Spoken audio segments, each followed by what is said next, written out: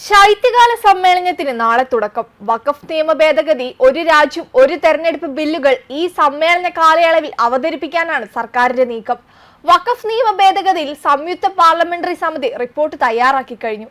വഖഫ് ഉൾപ്പെടെ 5 പുതിയ ബില്ലുകൾ ഉൾപ്പെടെ 15 ബില്ലുകളാണ് പാർലമെന്റിൽ അവതരിപ്പിക്കാൻ സർക്കാർ പട്ടികപ്പെടുത്തിയിരിക്കുന്നത്. 5 പുതിയ കരട് നിയമനിർമ്മാണങ്ങളിൽ ഒരു സഹകരണ സർവകലാശാല സ്ഥാപിക്കുന്നതിനുള്ള നിയമവും ഉൾപ്പെടുത്തിയിട്ടുണ്ട്. ഒരു രാജ്യം ഒരു തെരഞ്ഞെടുപ്പിന് പച്ചക്കൊടി കാട്ടി മുൻ രാഷ്ട്രപതി രാംനാഥ് കോവിന്ദ് അധ്യക്ഷനായ സമിതി സർക്കാരിന് റിപ്പോർട്ട് നൽകി കഴിഞ്ഞു. മഹാരാഷ്ട്രയിലെ മിന്നും ജയവും നടപടികളിൽ ഒരു മയവും വേണ്ടെന്ന ആത്മവിശ്വാസത്തിലാണ് സർക്കാരിനെ എത്തിച്ചിട്ടുള്ളത്. ഇതോടെ ഭരണ പ്രതിപക്ഷ ഏറ്റുമുട്ടലിന് വീണ്ടും കളമൊരുക്കിയാണ് ശൈത്യകാല സമ്മേളനത്തിന് നാളെ തുടക്കമാകുന്നത്. വയനാട്ടിലേതടക്കം രാജ്യത്തിന്റെ ഞെട്ടിച്ച ദുരന്തങ്ങളുടെ പശ്ചാത്തലത്തിൽ ദുരന്ത നിവാരണ ഭേദഗതി ബില്ലും ഈ സമ്മേളനത്തിൽ കൊണ്ടുവരും. മുനമ്പം സംസ്ഥാനത്ത് ചൂടേറിയ ചർച്ചയാകുമ്പോൾ വഖഫ് നിയമ ഭേദഗതി ബിൽ ചൂണ്ടിക്കാട്ടിയാണ് ശക്തമായ ഇടപെടൽ കേന്ദ്രം ഉറപ്പു നൽകുന്നത്. വഖഫ് സ്വത്തുക്കളിലടക്കം അന്തിമ വാക്ക് ജില്ലാ കളക്ടർക്കായിരിക്കും. വഖഫ് ബോർഡിലേക്ക് അമുസ്ലിം അംഗം, വനിതാ പ്രാതിനിധ്യം അടക്കം ഉറപ്പുവരുത്തുന്ന ബില്ലിനെതിരെ പ്രതിപക്ഷം വലിയ പ്രതിഷേധമുയർത്തിയിരുന്നു. അതേസമയം 1995 വഖഫ് നിയമത്തിലെ 44 വകുപ്പുകളിൽ മാറ്റം വരുന്നതാണ് കേന്ദ്ര സർക്കാർ കൊണ്ടുവരുന്ന ഭേദഗതി. ഇത് വഖഫ് ബോർഡുകളുടെ അധികാര പരിധിയും സ്വത്ത് വിനിയോഗവും നിയന്ത്രിക്കുന്നു. ഇപ്പോഴത്തെ നിയമപ്രകാരം ഭൂമി ഉൾപ്പെടെയുള്ള സ്വത്തുക്കൾ വാക്കാൽ വഖഫാക്കാം. എന്നാൽ പുതിയ ഭേദഗതി അനുസരിച്ച് കൃത്യമായ രേഖകളുടെ അടിസ്ഥാനത്തിൽ മാത്രമേ ഭൂമി വഖഫ് ചെയ്യാൻ കഴിയൂ.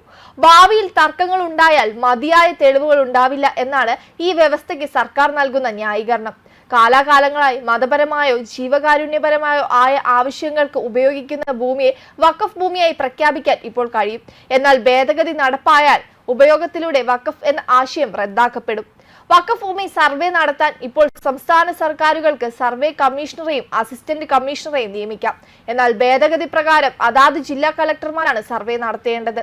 ഏതെങ്കിലും വഖഫ് സ്വത്ത് സർക്കാർ വകയാണോ എന്ന് സംശയമുണ്ടായാൽ അന്വേഷിച്ച് തീരുമാനമെടുക്കേണ്ടതും കളക്ടറാണ്.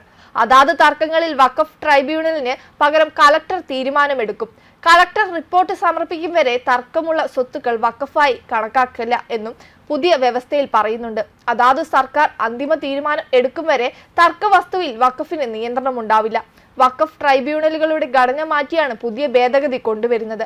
അംഗങ്ങളിൽ ഒരാൾ ഇസ്ലാമിക നിയമങ്ങളിൽ പണ്ഡിതനായിരിക്കണമെന്ന നിലവിലെ വ്യവസ്ഥ റദ്ദാക്കും. ട്രൈബ്യൂണലുകളുടെ വിധിക്കെതിരെ 90 ദിവസത്തിനകം കോടതികളിൽ അപ്പീൽ നൽകാനും ഭേദഗതി നിയമത്തിൽ വ്യവസ്ഥയുണ്ട്. വഖഫ് ബോർഡുകളുടെയും വഖഫ് കൗൺസിലുകളുടെയും അടിസ്ഥാന രൂപം തന്നെ പൊളിച്ചെഴുതുന്നതാണ് പുതിയ ഭേദഗതി. ഇപ്പോൾ ബോർഡിലെയും കൗൺസിലെയും എല്ലാ അംഗങ്ങളും മുസ്ലിങ്ങളാണ്. ഭേദഗതി പ്രകാരം മുസ്ലിങ്ങളല്ലാത്ത 2 അംഗങ്ങളെങ്കിലും വേണം. ഏതെങ്കിലും സ്വത്ത് വഖഫാണോ എന്ന് ബോർഡിന് തോന്നിയാൽ അതേക്കുറിച്ച് അന്വേഷിക്കാനും തീരുമാനമെടുക്കാനും ഇപ്പോൾ വഖഫ് ബോർഡുകൾക്ക് കഴിയും. പരാതികൾ ഉണ്ടായാൽ വഖഫ് ട്രൈബ്യൂണലിനെ സമീപിക്കുകയും ചെയ്യാം. പുതിയ ഭേദഗതി വന്നാൽ ഈ അധികാരം ഇല്ലാതാകും. വെബ് ഡെസ്ക് കർമ്മ ന്യൂസ്.